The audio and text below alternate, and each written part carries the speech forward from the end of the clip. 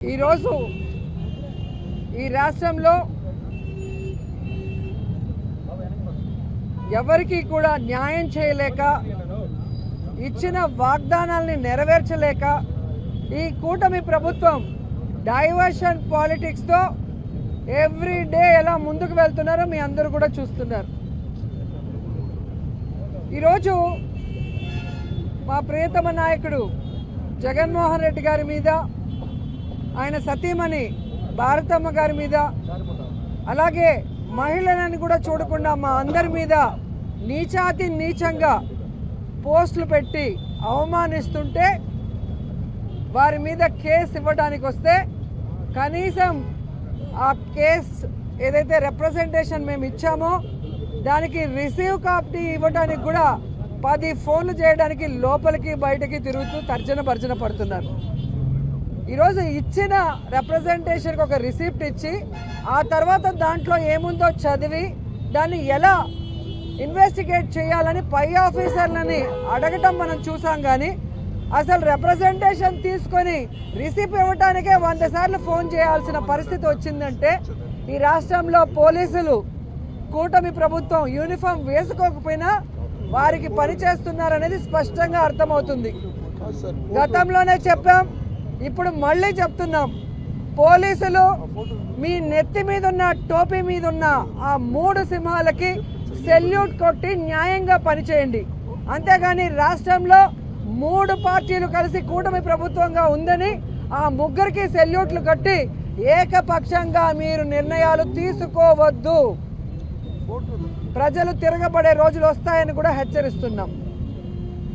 ఈరోజు ఏ విధంగా తయారయ్యారంటే చంద్రబాబు నాయుడు చేయాల్సిన తప్పులన్నీ ఆయన చేస్తాడు, చేయిస్తాడు. ఎదుటి వాళ్ళ మీద నిందలు వేసి శ్రీరంగ నీతులు చెప్పడం మనం గమనించాం. వ్యక్తిత్వ హననం అనేది చంద్రబాబు నాయుడు చేయటంలో సిద్ధహస్తుడు. తనకి పిల్లనిచ్చిన ఎన్టీఆర్ గారికే బట్టలు ఇప్పించి కార్టూన్లు వేయించిన గనుడు.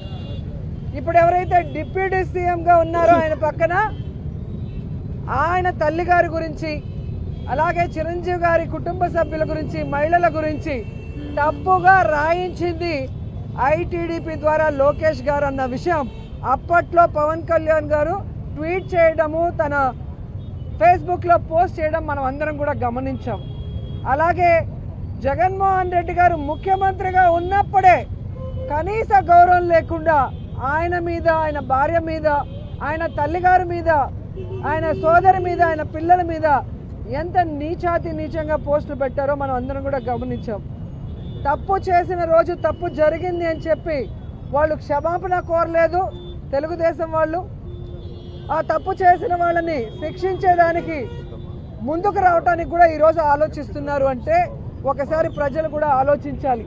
ఎందుకంటే ఈరోజు రాష్ట్రంలో వైఎస్ఆర్ కాంగ్రెస్ పార్టీలో ఉన్న కార్యకర్తల్ని, నాయకుల్ని భయభ్రాంతులు చేయడానికి ఎప్పుడెప్పుడో ఏదో జరిగింది, ఏదో మాట్లాడారు అని దొంగ కేసుల్ని ఫైల్ చేసి కొంతమంది పెయిడ్ ఆర్టిస్టులతో కేసులు పెట్టించి ఈరోజు తప్పుడు సాక్ష్యాలు సృష్టించి, అంటే ఫేక్ ఐడీలను సృష్టించి వీళ్ళే తప్పుగా పెట్టి అవి కూడా ప్రూవ్ అయినాయి, మీ అందరు కూడా చూస్తున్నారు. కానీ వైఎస్ఆర్ కాంగ్రెస్ పార్టీ వాళ్ళని టార్గెట్ చేసి మొన్న సుధారాణి గారిని, ఆడపిల్లని చూడకుండా కుటుంబంతో హైదరాబాద్లో ఉంటే కిడ్నాప్ చేసి 5 రోజుల వరకు మరి కోర్టుకి సబ్మిట్ చేయకుండా ఎలా కొట్టారో జడ్జి గారి ముందర ఆమె తనకి తగిలిన దెబ్బల్ని చూపించింది, పోలీసులు వాడిన భాషను చెప్పింది, తాను ఎంత అవమానపడింది, ఎలా బాధపడింది, ఎలా దెబ్బలు తినిందో ఏడుస్తూ చెప్పడం కూడా మనం గమనించాం.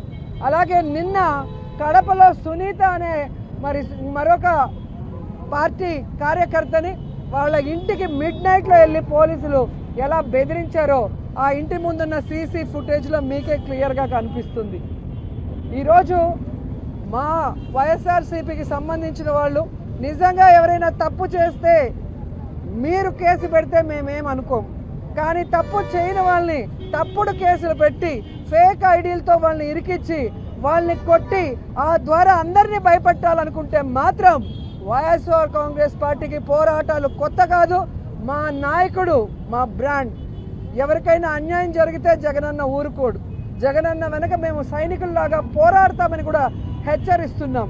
అండ్ ఈరోజు ఒక్కటే చెప్తున్నాం, చంద్రబాబు నాయుడు గారికి కానీ, పవన్ కళ్యాణ్ గారికి కానీ, హోంమంత్రి గారికి కానీ, పోలీసుల్ని మహిళల మీద జరుగుతున్న దాడుల్ని అరికట్టడానికి ఉపయోగించండి, మహిళలకి రక్షణ కల్పించడానికి ఉపయోగించండి.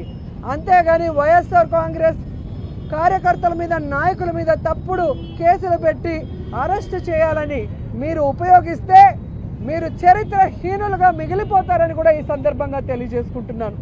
ఎందుకంటే మీరే ఈరోజు అసెంబ్లీలో జరిగింది 5 నెలల కాలంలోనే విమెన్ ట్రాఫికింగ్ దాదాపుగా 7,200 మందిని ఈరోజు అమ్మేశారు. అంటే ఈ ప్రభుత్వం ఎంత ఫెయిల్యూర్, ఎంత దిగజారిపోయింది పోలీస్ వ్యవస్థ అనేది కూడా మీరు తెలుసుకోవాలి. ఎందుకంటే గతంలో పవన్ కళ్యాణ్ గారు 34,000 మందిని విమెన్ ట్రాఫికింగ్ చేశారని మాట్లాడారు. అదే మనుషులు ఈరోజు అసెంబ్లీలో ఉన్నారు.